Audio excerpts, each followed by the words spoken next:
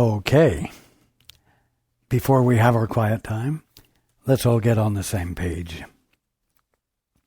If you're reading from the Sparkly book, it's page 431, the first full paragraph.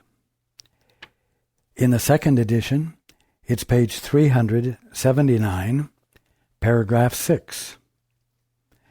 In the first edition, it's page 354, the first full paragraph. If you're reading from the JCIM, it's page 180, the second full paragraph. And if you're reading from the CIMS edition, it's page 362, paragraph 29. Okay. Let's take a few moments to be quiet together.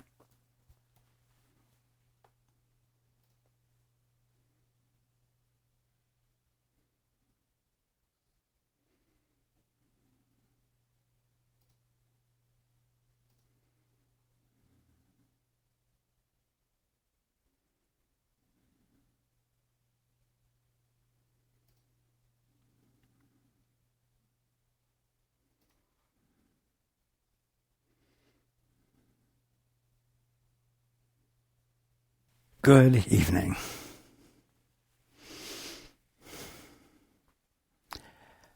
And welcome to everyone who's joining us on the internet.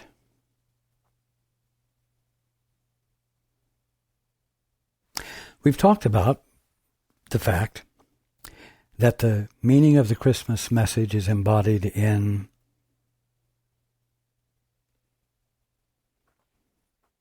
the holy instant.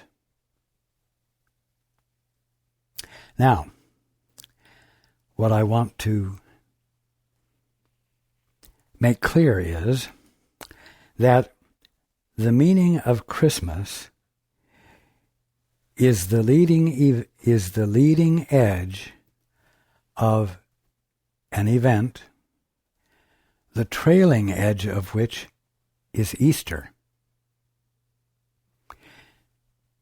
Christmas and Easter are the front and the back of a single coin, or a single wholeness.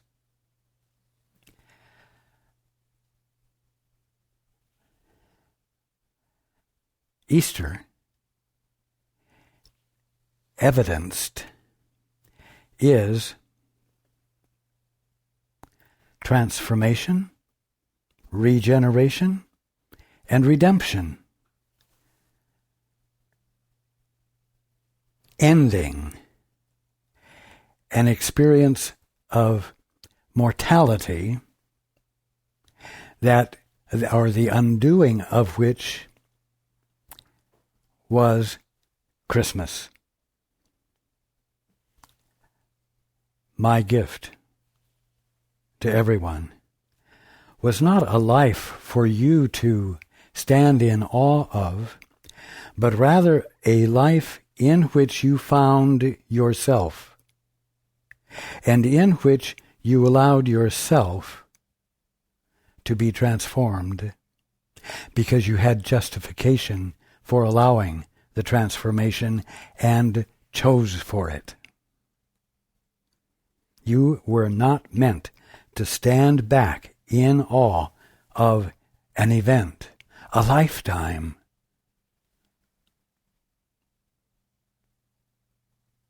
You were to become and are to become what I'm going to call enactments of that life. Because I was here to tell you, you are my brothers and you are my sisters, and we have the same Father, and you are not a mortal living out or dying out mortality. You see? And that is the point right now.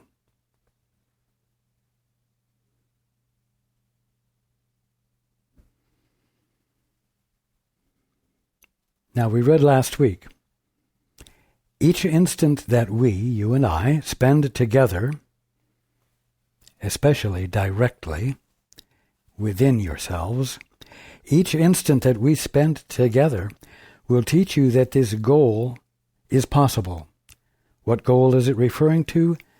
The goal of holiness. The transformative effect of the holy instant that discloses to you at an experiential level that you are holy like me.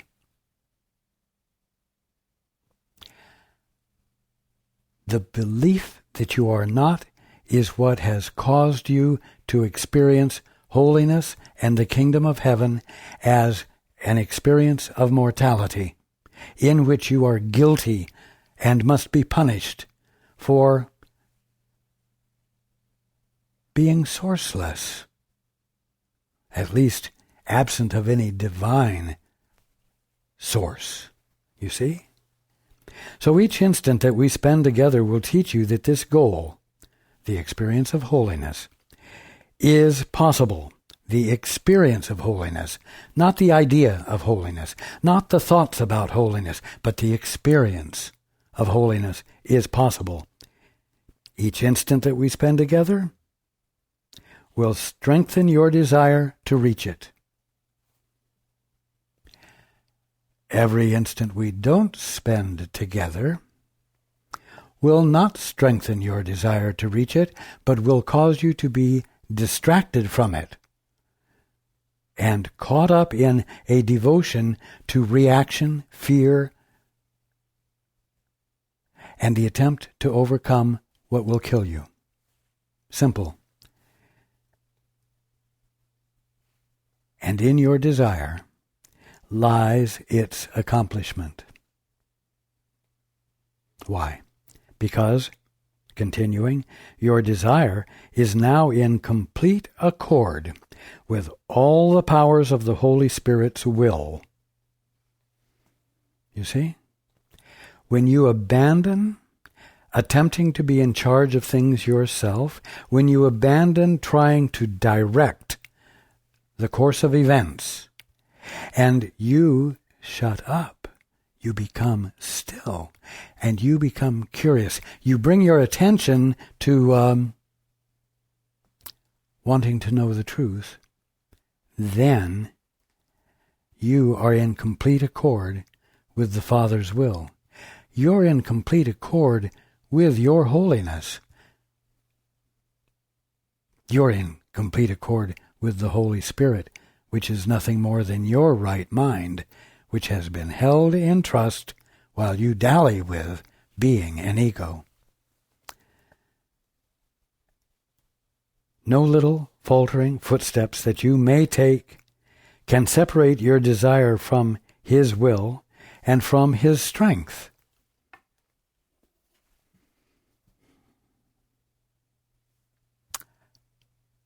I, and this is important, I hold your hand. As surely as you agreed to take each other's.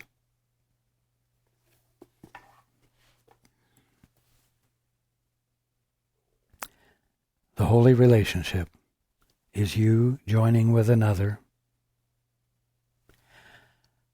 from the Father's point of view. You joining with me. You joining with the Holy Spirit. You joining with the Father.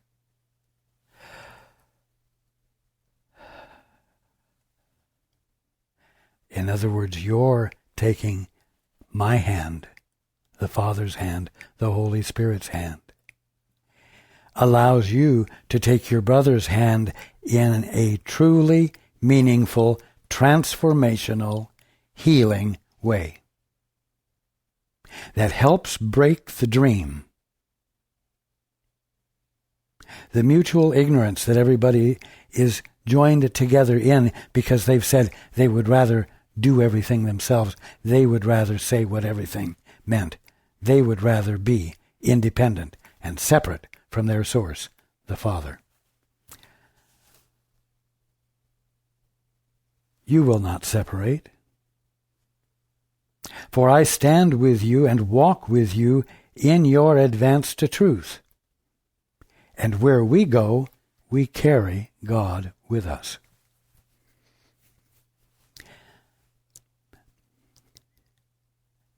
you want to be alone?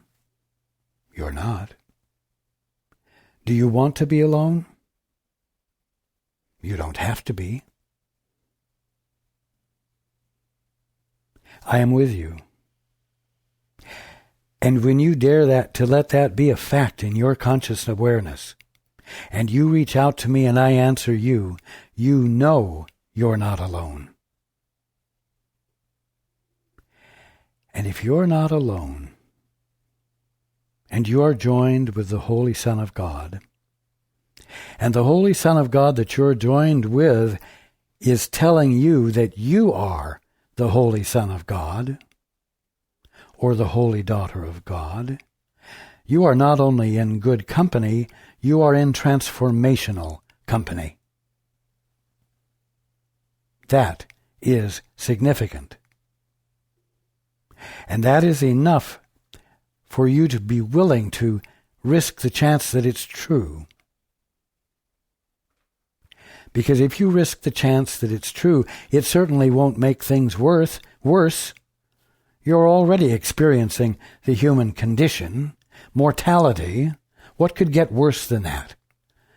There's absolutely no justification for not listening to me when I say, you are my brother. You are my sister. All of you are my siblings, if you will. A terrible sounding word. But we are brothers and sisters. Family. Absolutely divine. And it is our birthright to be experiencing our Father's perspective and not suffering sin, sickness, and death. Now, you must remember that the holy instant is made to work. It's not made to fail. And so it's the one thing that you can dare to lean into, to give your weight to give up to, yield to. You see? Now remember, there's no way to do this all by yourself with a personal, private intent of your own. In order to have the experience, you must join with me, or you must join with the Holy Spirit. You must reach out beyond your present sense of yourself, and you must shut up your own agendas. You must dare to really join. Not intellectually join, because in it lies your salvation. Joining is your salvation.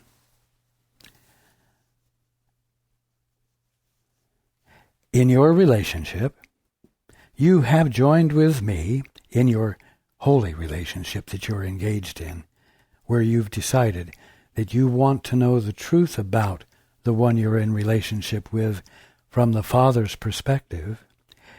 In your relationship, you have joined with me in bringing heaven to the Son of God who hid in darkness.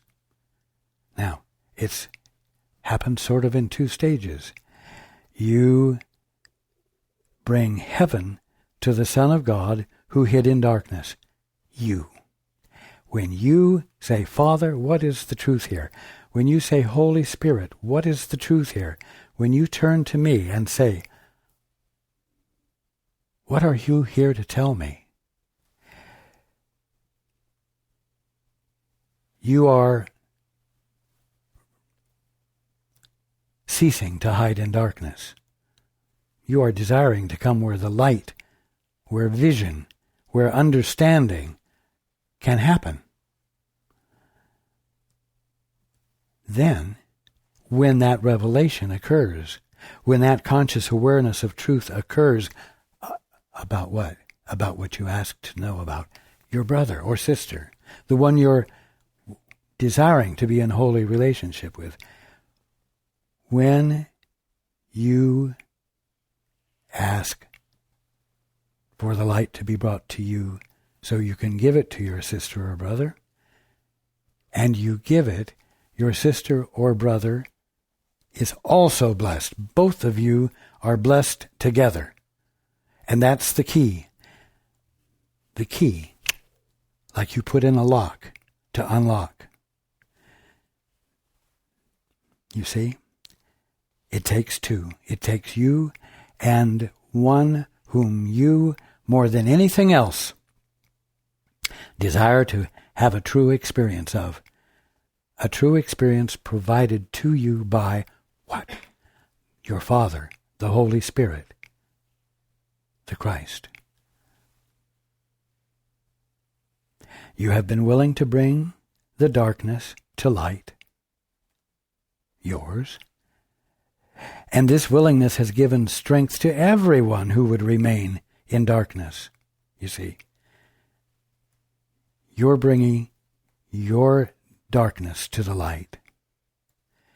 Doesn't just illumine you because your reason for doing it was your brother in the first place so that you could know the truth and thereby automatically extend the light to your brother or sister and thereby strengthen him or her in his or her conscious experience of holiness. You see?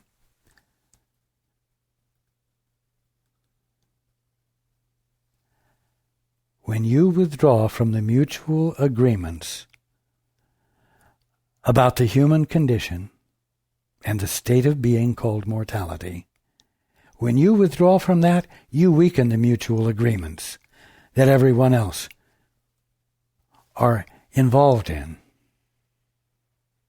regarding their mortality and their bondage to their mutual agreements. It's a gift.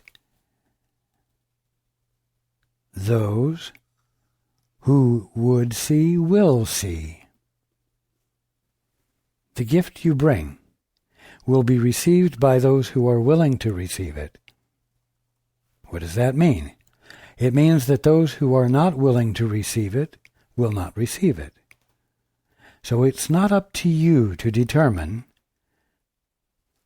where your gift is to be effective. It's only necessary for you to arrive at a point where giving the gift, making the gift, is more important than anything else to you, whether it's received or not. Be careful. Because if you insist that your gift of the conscious awareness of holiness must be received by someone you have designated,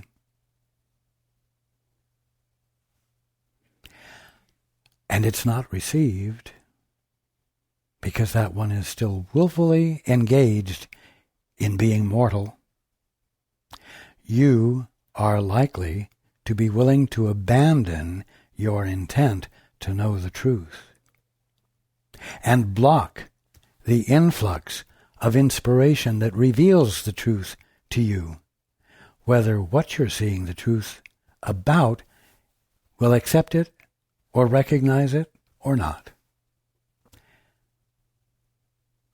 You, by virtue of vision with a capital V, become a teacher. And you teach by communicating the truth and behaving as though the truth is true. But you cannot designate who your students are. You see, listening for the Father, yielding to the Father, and letting His perspective infill you happens or succeeds because you have abandoned the intent to be in charge. You see, it's when you abandon the attempt to be in charge and yield to the Father that the influx of truth comes. And then you spontaneously give it. If you attempt to determine who the student is and what the student must learn, by virtue of what's been revealed to you, you will have stepped back from the position you stepped into when you said, I'm going to engage in the holy instant. You step out of the holy instant and you start being in charge again, and it will not work. Now, you may be someone's teacher. And then a point will be arrived at where you will no longer be the one to be the teacher, because someone else, specifically present for the one you were a teacher to, will take over. Because the lesson will be more effectively delivered. The vision that the one needing to learn needs will be more effective coming from another, or a circumstance will. So be careful, because engaging in the holy instant and letting yourself be infilled with the Father's perspective has absolutely nothing to do with being in charge, being able to determine what is true, what is not, what needs to be done, what doesn't need to be done. When you move into that space of joining with the Holy Spirit or the Father, you have moved into a place that is your natural state of being, which is one of being pure conscious awareness, the presence of attention, not the presence of assertion. And as the presence of attention, learning, being fully aware of what the truth is, so that you're not confused and you no longer convey confusion in your relationship with the one you're in a holy relationship with. You see, it's difficult to lay hold on that or allow it to be, because it seems to give you no credit. But who needs credit when he's experiencing his holiness, when he's or she is experiencing the kingdom of heaven, where before it was a material universe, where sin, disease, and death were inevitable for everything?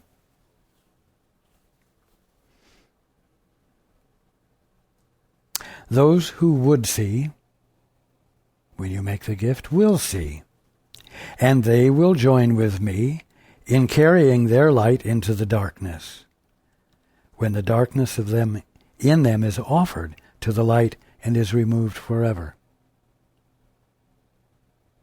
You see,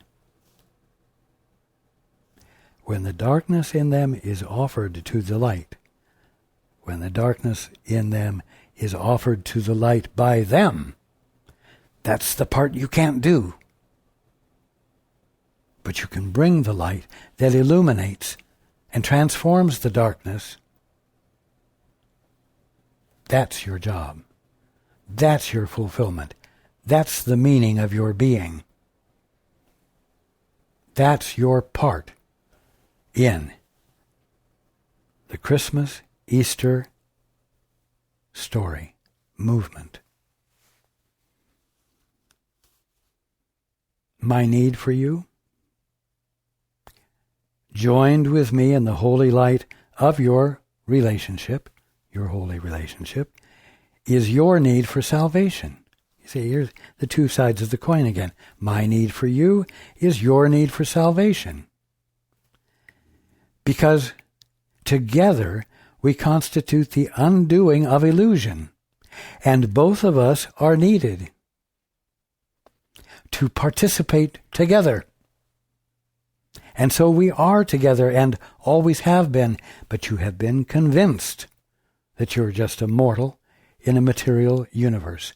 And you've had no justification for abandoning such a commitment to such a false belief. And now, what do? I consistently confront you with the truth that you didn't know was the truth. You are my brothers and sisters. You are the holy sons and daughters of God, and it's your birthright to be experiencing the kingdom of heaven right where a material universe seems to be what you're seeing, and you are convinced is what you are seeing. And I say it so that you might have the delightful, wonderful experience of having the scales fall from your eyes so you can see everything as it is. That's the promise of the holy instant. The promise of the holy instant, the promise of Christmas, is Easter. And it doesn't have to be 33 years apart. It can be 1 minute apart. Or if you want to fool around, you could wait until May and say, December was Christmas and May is Easter, and I'm going to do it in a short amount of time. Now, if you want to do that, but you're not going to get my support.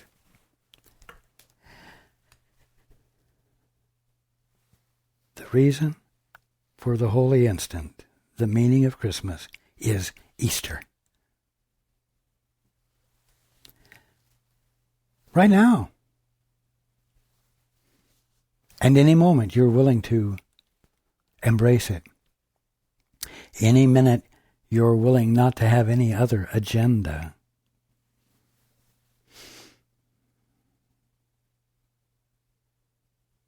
Would I not give you what you gave to me? What did I give to you? My attention. Would you not give to me the same, your attention? And by virtue of our having our attention on each other, wake up. For when you joined with each other in the desire to have a holy relationship, you answered me. You answered me. I called. It was called Christmas 2012 years ago. I called it to you. Because that's my task. My task is to call to you, if it takes an eternity, in order that you hear the truth, let it in, and wake up to who you truly are.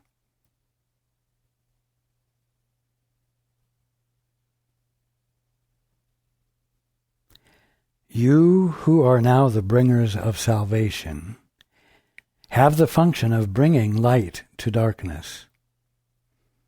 See, that's what you might call the task of the holy relationship. You who are now the bringers of salvation have the function of bringing light to darkness. You say, Father, I want to experience the light. The influx of light occurs, and your perceptions are transformed, and it's impossible for you to see your brother the way you saw him before. Your vision and awareness of him is now true, and you can't help but treat him as though it is. And so you strengthen him in his capacity to bring darkness to light, or light to the darkness, to bring together the things that release him from bondage to beliefs and ignorance. The darkness in you has been brought to light. Carry it back to darkness from the holy instant to which you brought it. As I've said, when the influx occurs, you can't help but see things in a new way, and you do bring back the light. It's not even a matter of choice. When you see the truth, you say, wow, and you have no chance in that moment to argue with it. It's just unimaginably incredible. And you're moved by it, and your perception is changed forever. we are made whole in our desire to make whole. What you give, you get to keep. Let not time worry you, for all the fear that you experience is really past.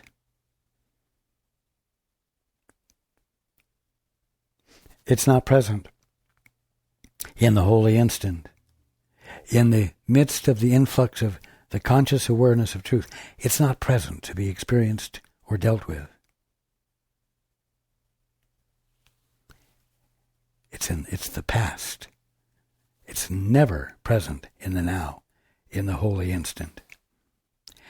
Time has been readjusted to help us do together what your separate pasts, you and the one in your holy relationship, would hinder.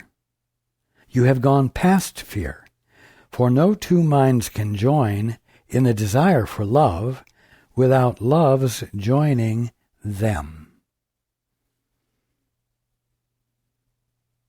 You can't desire to experience what love is without love joining you and constituting the transformation of your perception that causes you to see your brother as he truly is, which can find no better definition or description than love. To be approached by someone who sees your perfection and cannot be swayed from that perspective is an incredible experience of being loved, unlike any other apparently human concept or expression of it. Not one light in heaven but goes with you. Not one ray that shines forever in the mind of God but shines on you. Heaven is joined with you in your advance to heaven.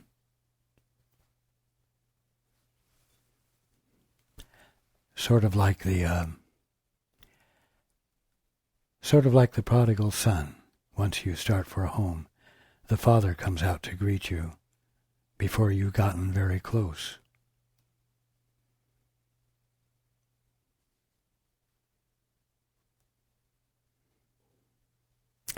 When such great light has joined with you, to give the little spark of your desire the power of God Himself, can you remain in darkness?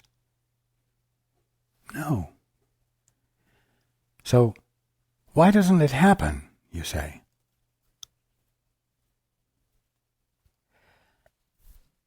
The simple reason is that you don't take the time to silence human will, your will, and your intents and your judgments and your agendas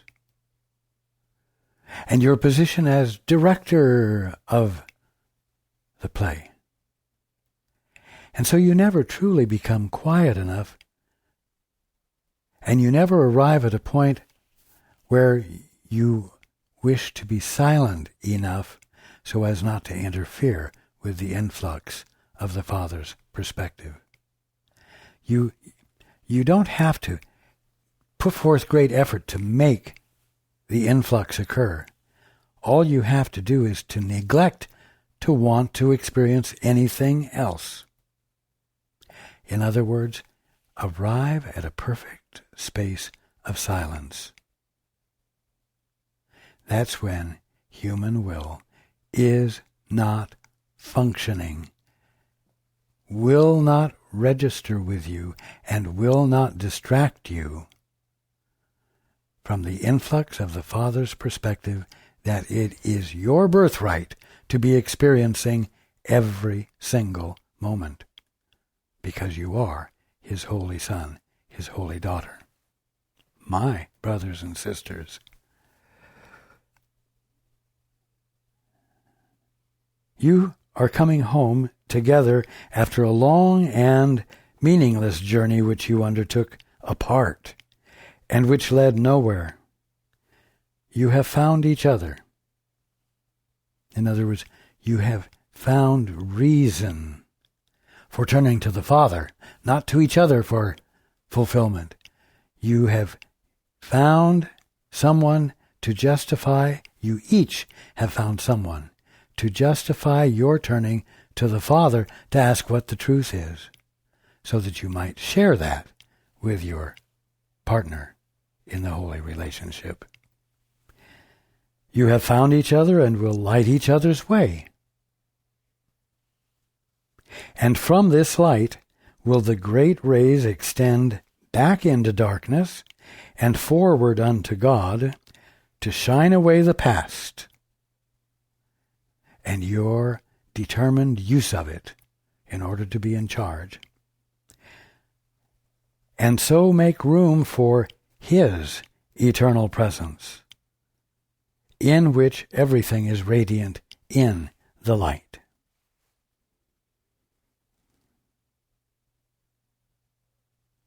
That's what it's all about. It's really rather simple.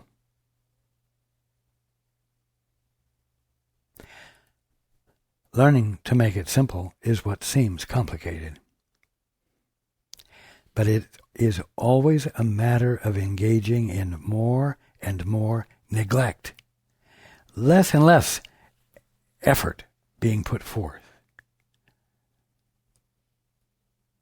more and more defenselessness, so that that which is benign but omnipotent can register with you.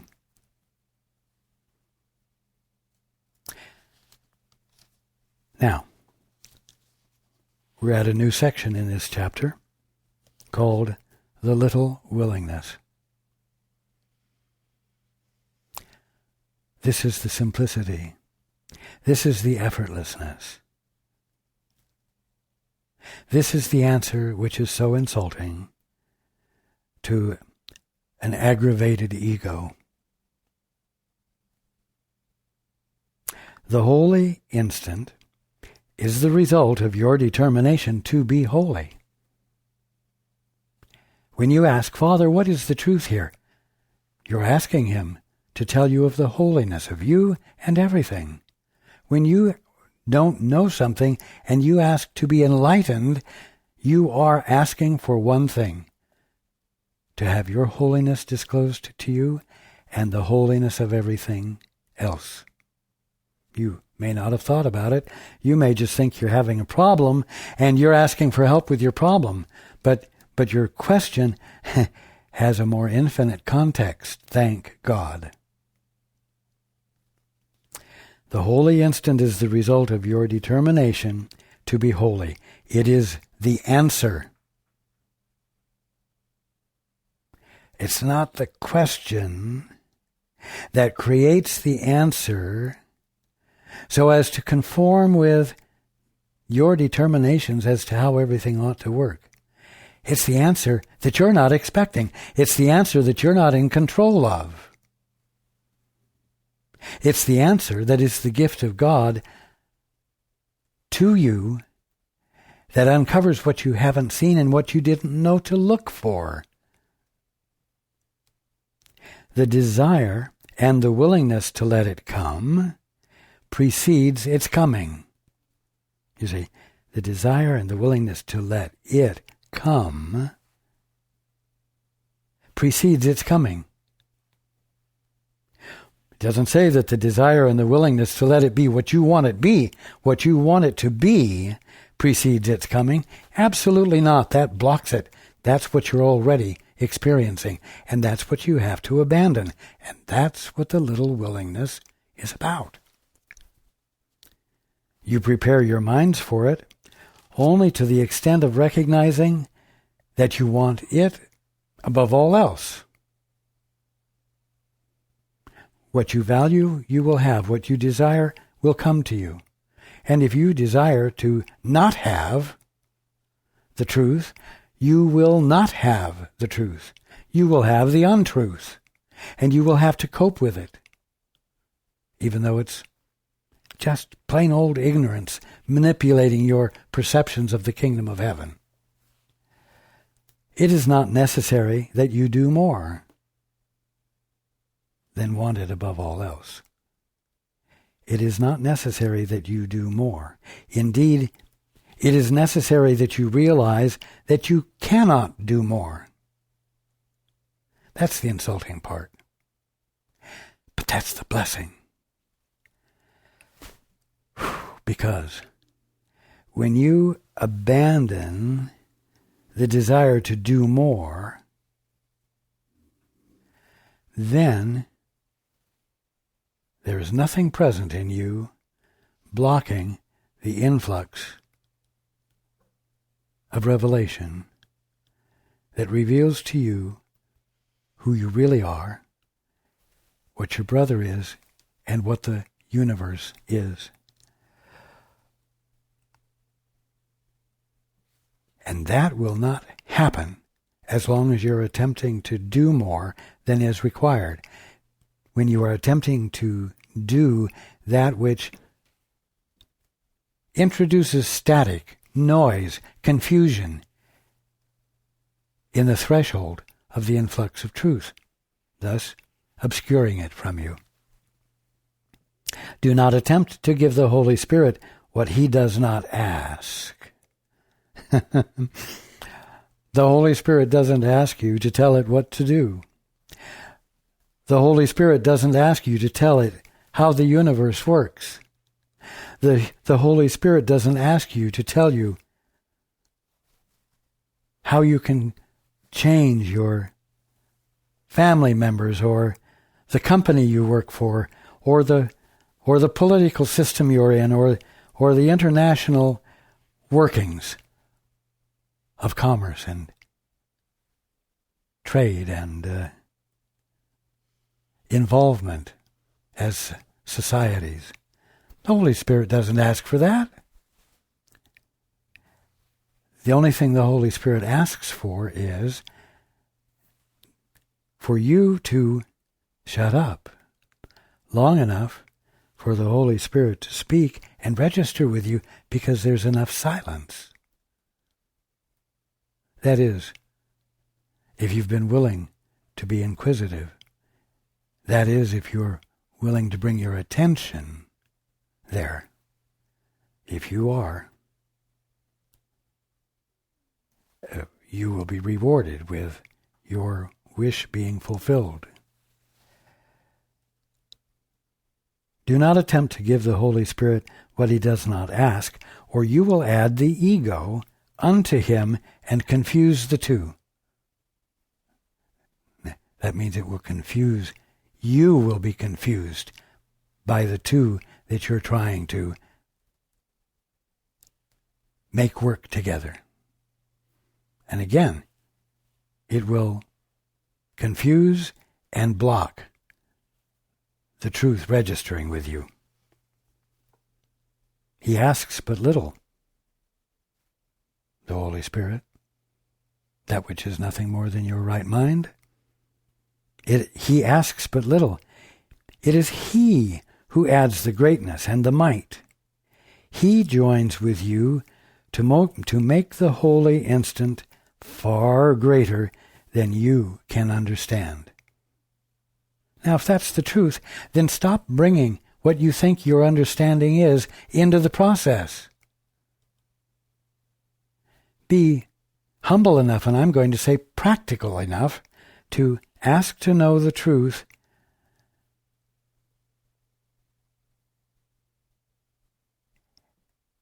while acknowledging that you don't know what it is. If you are willing to say that you do not have the slightest idea what the truth is and you want to know the truth, I promise you, nothing will be present to block the full influx of what truth is. That's the simplicity of it. That's the blessing of it. And because of it, there's no way for you to inadvertently screw it up.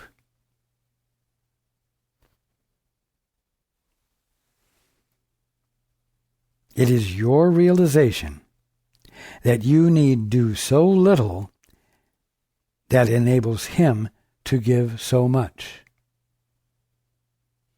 Now again, I want to point out to you that you're not alone and you have never been alone.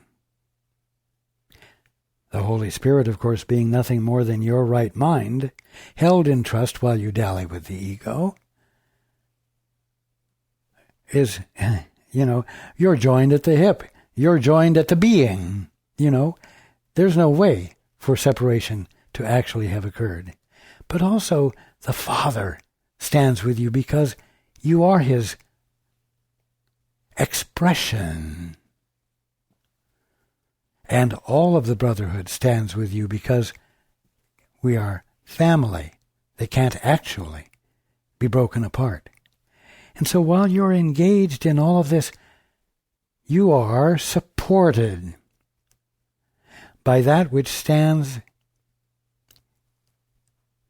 in loving favor of your becoming actually unconfused. Your becoming actually clear right here on planet Earth, and ultimately right there with you wherever you might happen to be in the universe.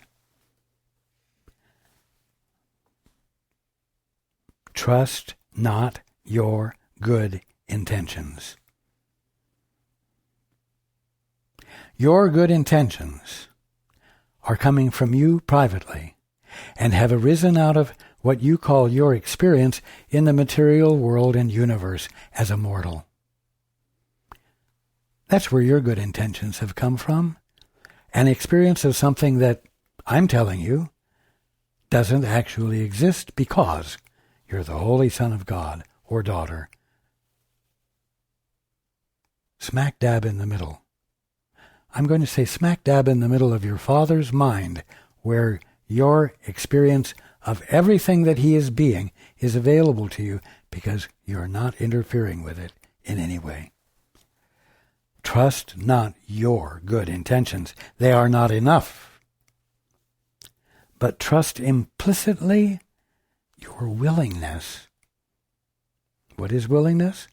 It's you being present with nothing in you to interfere in any way. That's willingness. It's an absolute absence of effort of any kind. That's the simplicity of it.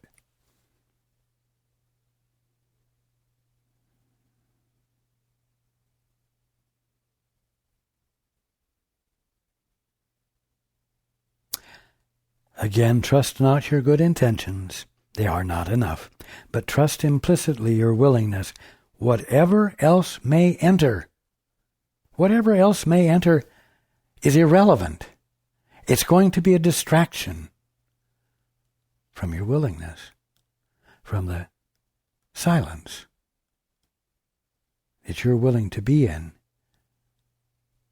with your attentiveness directed toward the truth that you've asked to be revealed to you from the Father or from the Holy Spirit. Concentrate only on this, and be not disturbed that shadows surround it. That is why you came. If you could come without them, the shadows, you would not need the holy instant.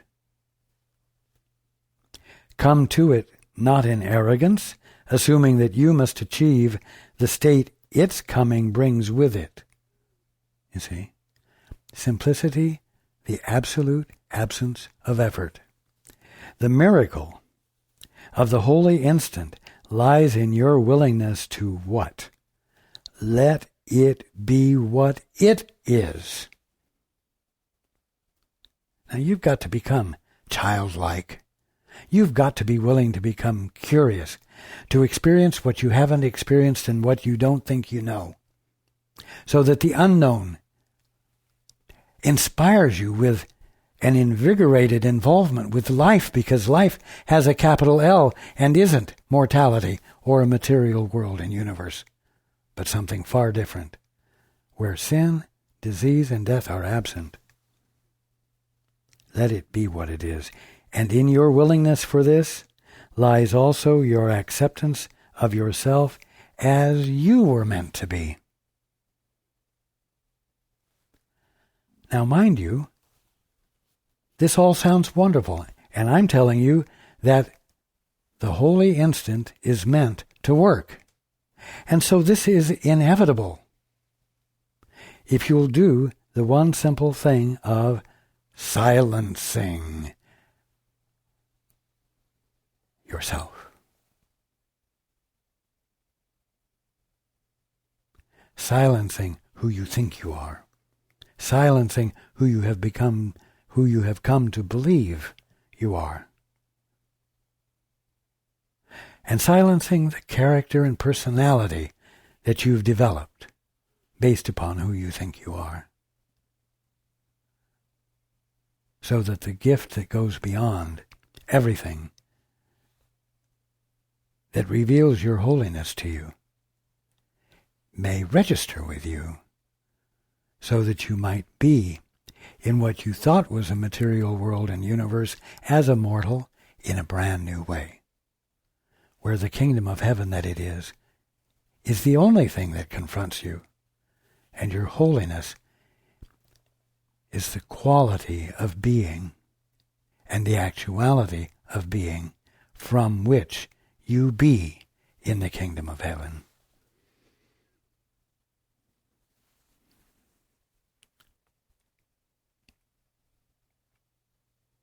Between now and the next time we get together, I'm going to invite you all, whoever is listening, to read this section through to the end. The section entitled The Little Willingness. It will make the quality of your week different, and it will lay the groundwork for a fuller understanding of what I'm going to share next time to you.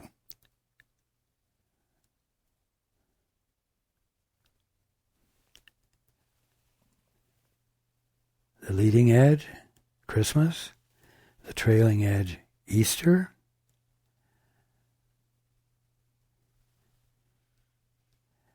That's where everyone is. And it makes for interesting times. I love you. I love you all. And I look forward to being with you next time.